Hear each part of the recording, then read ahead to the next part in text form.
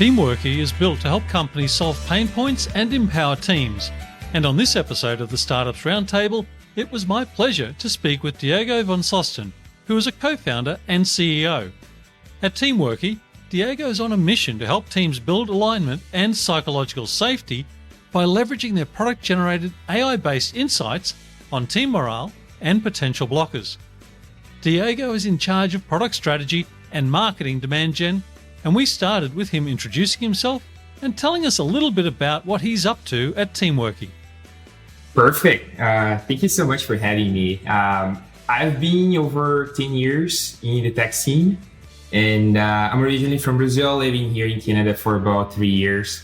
And I started out as a software developer, but then it didn't take much time for me to realize that I wasn't passionate about that, but I was passionate about working with developers to solve problems. And then I transitioned from that to project management, product management.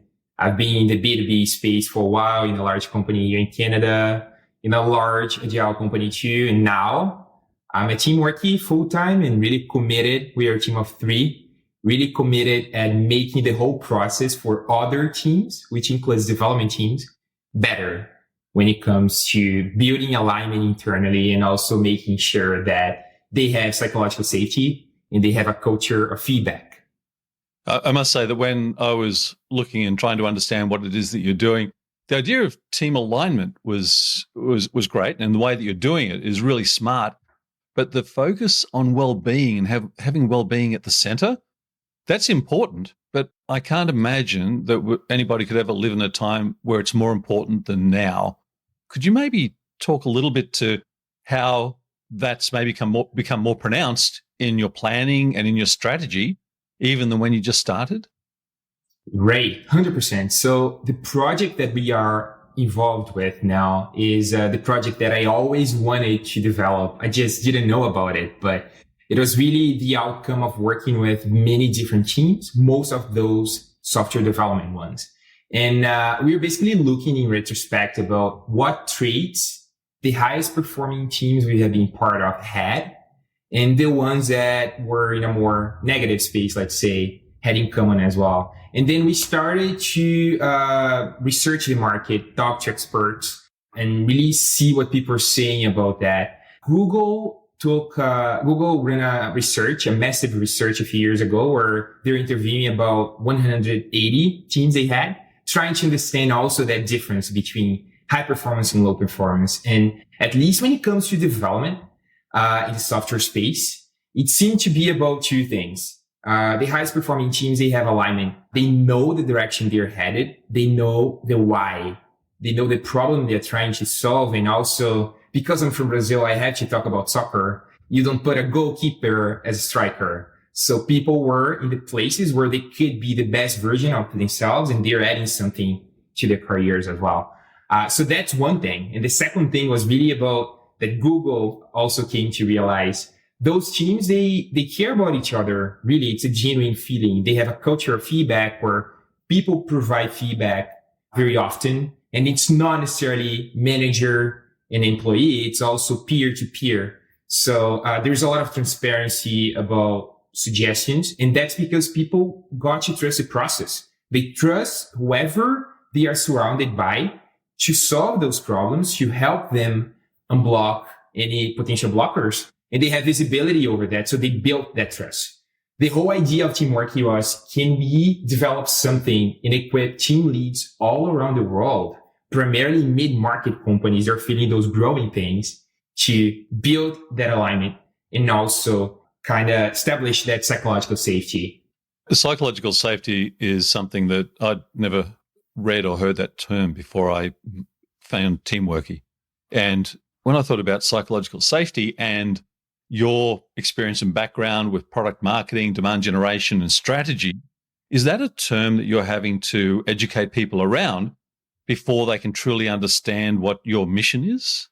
That's your reality. And it really comes down to the cohorts and the segments that could benefit from a product like ours. If you're talking to developers about psychological safety, the ones that are in very forward-thinking, agile businesses, they will get that. The people that are in more traditional organizations, they might not have heard about it. But still, if you leave software development and you go to other groups, people won't necessarily grasp what you mean.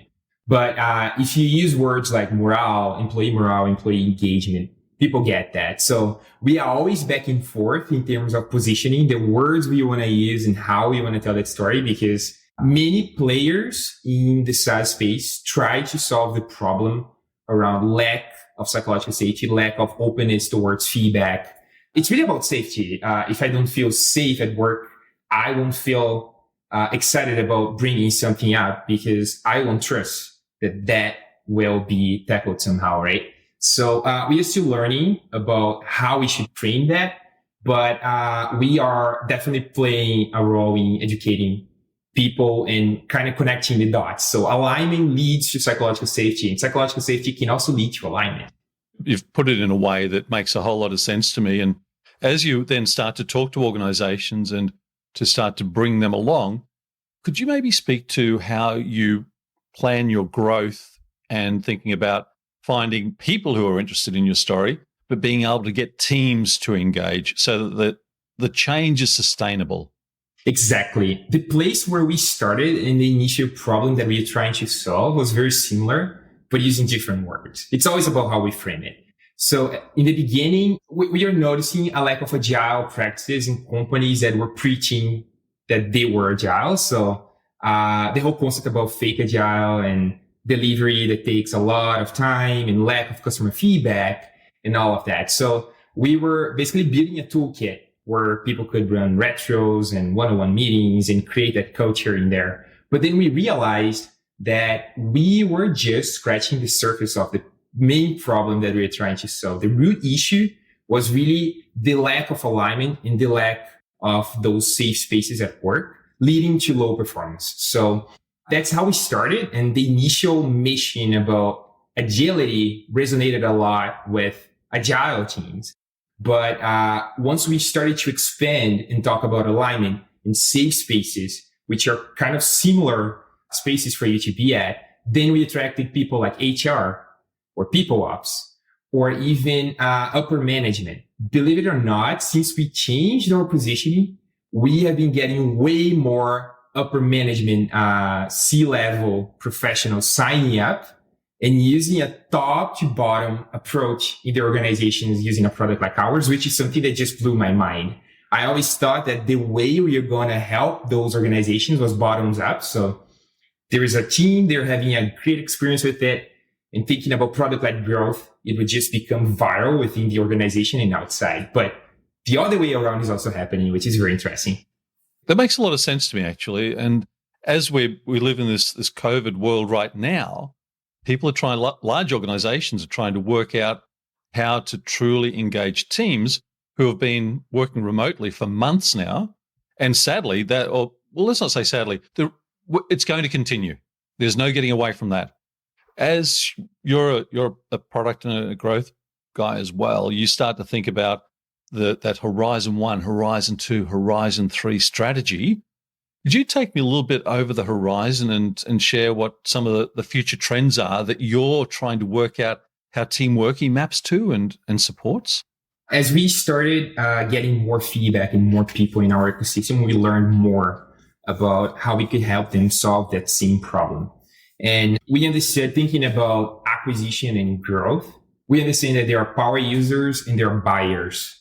And when I think of HR and upper management, in many cases, they're still the buyers, while the team leads are the power users.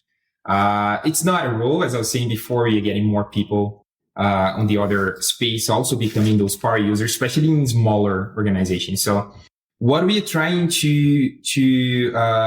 and the way that we're trying to leverage those learnings and grow our company to the next milestones and make this a unicorn will be with solving a problem across the organization. Because until very recently, we were very siloed. Someone would sign up for a product, they would have a great experience, but it wouldn't be that experience to the point where they would advocate for the product, become those champions that would expand that culture throughout the business. So we understand that we need to speak HR language, and we also need to speak upper management language to some extent. And the way that we are doing that is really tweaking our product roadmap based on that input and making those buyer personas part of that experience. So we don't want HR, for instance, to be able to open someone's one-on-one agenda, right? That's a very sensitive, and every once in a while, someone asks us for that and we say, no, I'm sorry, that's not the direction that we are headed.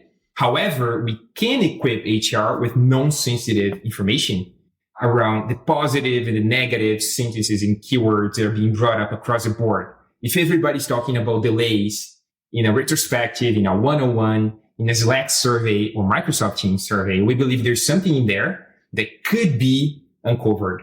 So as a team lead, all you want is to be supported as well, right? So if people above you also have that visibility about what the main highlights and what the main blockers are in your team, and you can equip that information, pass it along to HR director, C-suite, they can help you make decisions for the better, right? For a greater good. So it's really about looking at those people and thinking about them as users, not only as the people who would put the company credit card in the system. You've actually hit on something that is a core belief for me as well, and that's about language. And when I saw how you drew out keywords to be able to show the sense of morale or the sense of sentiment inside an organization, I thought that was so smart. And it keeps it at a level that it doesn't personalize it, but it allows an executive team to go, oh, that's the way our people are talking right now. When I fulfill my role, I'm in a business development role with a tech company. I will frequently use word clouds, and that doesn't make them a super magic, but I'll go and find an annual report or an executive's presentation, take all of the words of the presentation, put it into a word cloud, take it down to 20 keywords, because there's no mistake in what an executive says because it's gone through so many hands. You find out the core truth because there is no accident in that language. Could you just take a moment to describe what I've seen on your website and what you're talking about? Because if someone's listening to it, they won't have the sense of it. And I think it is such a powerful element of what you're doing. What we're doing is really, in a nutshell, disrupting the way we look at employee engagement at work. So far, the experiences we have been part of were all about tools that were purely driven by HR, where a company would set up a survey, run it within the org, and that would be communication between the employee and HR. The team leads are not often part of that. In some cases they are, but they don't feel empowered to be part of that process. And as an employee myself, until very recently, I wouldn't feel, being very honest, I wouldn't feel empowered to say something positive in a survey like that if it had friction and if I didn't trust that something was going to be done with that feedback, right? So we believe that there's so much, when you think of an organization, especially high growth and agile organizations, there's so much being discussed every day. You have all those teams who run their retrospectives once, twice, 4 times a month. You have people running one-on-ones and discussing both positive and constructive feedback. And we have messaging tools like Slack and Microsoft Teams where you could be running a survey, but oftentimes people use different tools for each one of those problems and the data gets lost. And then if you just open an HR tool to see what people are saying in those surveys, that might not connect the dots between that and what was being said at a team meeting. So we believe that machine learning, sentiment analysis can do a lot by connecting the dots, connecting what you are discussing in a team retro, in a one-on-one, and what you're saying in a feedback survey within Slack or Microsoft Teams, connect the dots, analyze the sentiment of those words across the board, excluding sensitive information, and then provide your team lead and whoever else in upper management, which would include HR, C-suite, and other decision makers, with an AI-based powered report every week. And then you can see the score, the health score for your team, for your members, the positive and the negative highlights. And you can dig deeper to the point where you can see that by person without opening their one-on-one, without looking at sensitive information. So it's basically don't create more meetings, don't create more tools. Use the avenues that you already have in an organization, but add a little bit of technology to tell that story. Because if you're a team leader, you're a manager, and you're very busy, especially during COVID, and your business might be under the threat of being disrupted somehow, and now you need to change your mission and your strategy, you'll be busy, and you need tools and you need avenues to better explore the data that's being brought up every day. Nobody needs more meetings. The idea of getting or leveraging technology to get real-time, almost in the run feedback is so powerful. If we think about it in a trading sense, if you and I were looking at the foreign exchange market right now, we could have a look at a chart that was taking a monthly average, or we could have a look at it in the per second. And to be able to understand what's truly happening in the pulse of an organization, especially when we're working remotely, that's an amazing asset for an organization that's trying to work out how to get the best out of their people, because everybody makes the assumption, and the right assumption, that they've employed the best and the right people. So then how do we take that to another level and sustain it? I think it's just such a clever approach to doing that and what you're doing. You've touched by way of using words just in the last few minutes around the technology. You've spoken about Teams, you've spoken about Slack and machine learning. Could you just give me a little bit of an insight to the way that you think about AI, machine learning, and collaborative tools, where they're trending and what that means to what you're hoping to achieve and what you're setting out to help companies achieve? Yeah, definitely. So with remote work and that forced shift that affected most of us, there's something about synchronous versus asynchronous communication that has to be grasped as well. I know many places and people who are running 4 stand-ups now every day. And I don't think in stand-ups in the traditional way where there's a meeting, there are 9 people in a call, and there are 15 minutes to discuss it all. So I don't think this is as productive. I think with remote work and change, it also comes with changing the paradigm and how we run our meetings and how we discuss things. So there's a lot of asynchronous communication that happens in collaboration and productivity tools. That's a lot of data on its own. And then you have sessions like a team retrospective where people are going to have that synchronous discussion. But now people are starting to change that. And we have leads and new signups. They are running non-traditional retros. Now they create the retro days before. They open the board. They have time frames for people to add their suggestions, what went well, what didn't go so well in the sprint. And that discussion happens before. And the synchronous piece is purely a 30 to 45 minute session where having voted, people have the discussions, because in that type of place, you need people there and create action items. So there's something about not only using more collaboration tools to communicate with other people and get work done, but also having that sensibility about what are the meetings that I can ditch now, what are the meetings that I have to change in order to accommodate that new reality. Nobody needs new sessions or nobody needs 3-hour retros.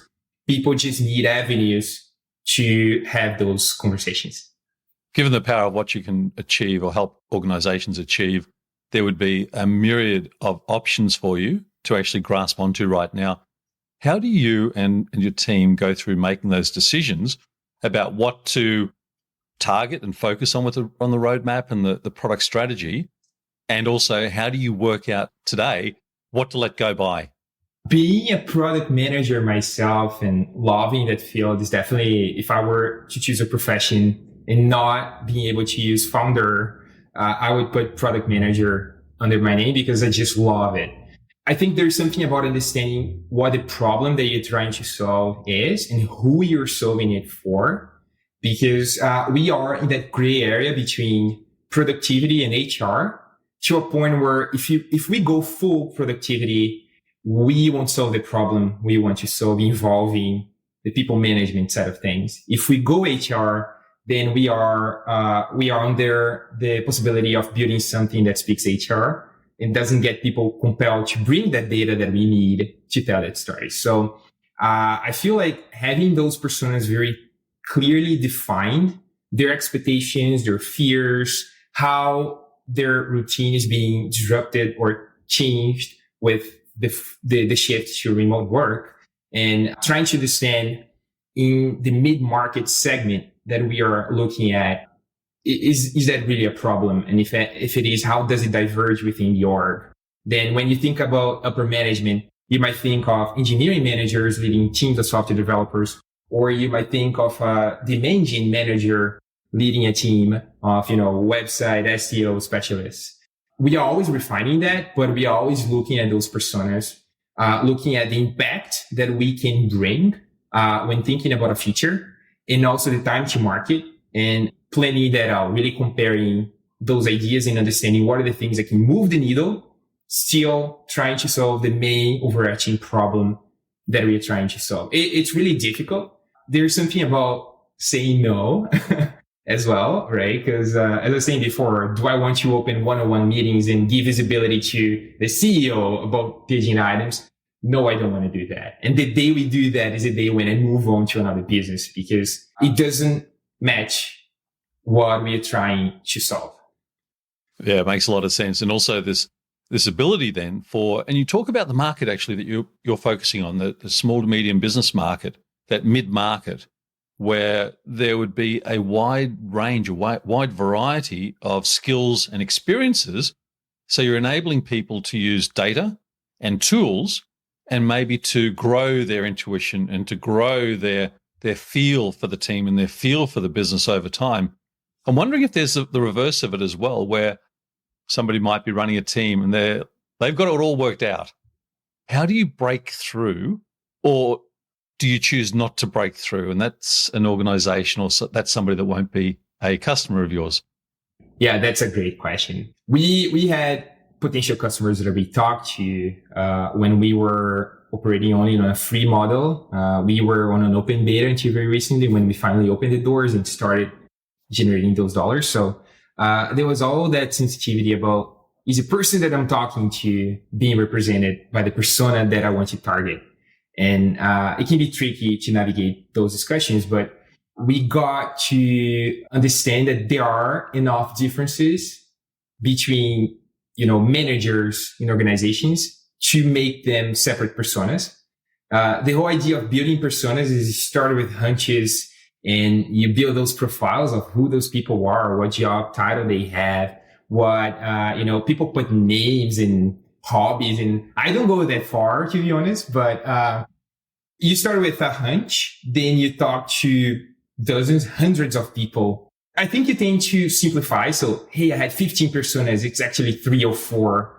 But then you talk to more people and you learn that you might be missing 1 or 2. So user research really helps you drive that strategy and helps you define who you should be solving a problem for and who you shouldn't. So, the cautious manager, that was an archetype that we had at some point. We're now looking at the cautious manager that's feeling insecure about their job and needs to micromanage everything. Like, that was a type of persona that we said no to. When we think at what we have in our primary market right now, I would say that primarily we are focusing at tech companies from that mid-market segment, just because tech companies historically, they have that openness towards new techniques and putting people first. Agility, really, really rare for you to find a tech company that's not adopting agile practices nowadays, just because of the nature of how it is. You're not building a building. You can make it a scooter that will become a car, right? You don't need a scooter on day one. So we are starting there. And then we are learning that we can help not only those software development teams that are having those issues around lack of alignment and morale, but also the sales and marketing teams inside those tech organizations. So we're starting there because there's a lot of foundational work that already happened there. So we are not starting from square one about, let's talk about what agile means, or you should be running one-on-one meetings. No, we are going to people who are already doing that and leveraging those avenues in a smarter way than before. That segmentation makes all the sense in the world, and I love the clarity of it as well. Could I ask you to close with a comment around mentors and coaches and how you think about looking for and identifying mentors and what you look to gain in taking that step?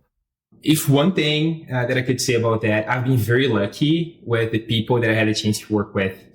because when I say product-led growth and when I talk about customer acquisition, power users versus buyer personas, it's really because there was some mentorship in the past and I was able to learn from those people and implement those things. And I feel like it's really important as a founder to be aware of your strengths and your weaknesses.